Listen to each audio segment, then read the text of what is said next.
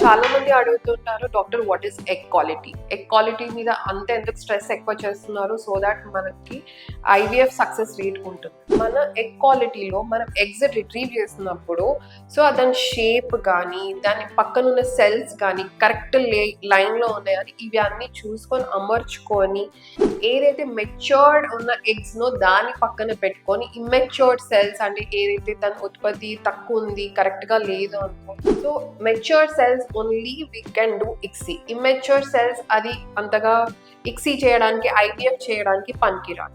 So egg quality వచ్చింది అనుకోండి then we can predict the good success rate. ఇంకొకటి egg quality అనేది ఎవరికి అనేది లోగా ఉంటుంది.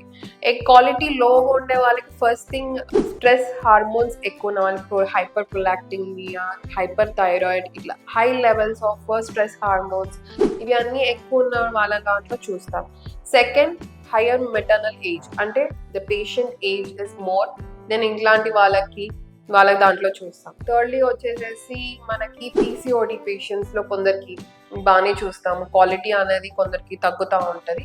అండ్ ఎగ్స్ తక్కువ ఉన్న వాళ్ళకి సో ఎగ్స్ ఎక్కువ ఉన్న వాళ్ళకి ఎగ్స్ తక్కువ ఉన్న వాళ్ళ దాంట్లో మనం ఒక మోస్తారు దాంట్లో మనం ఎగ్ క్వాలిటీ అనేది కొంచెం కాంప్రమైజ్ అయ్యే సిచ్యువేషన్లో కూడా ఉంటుంది.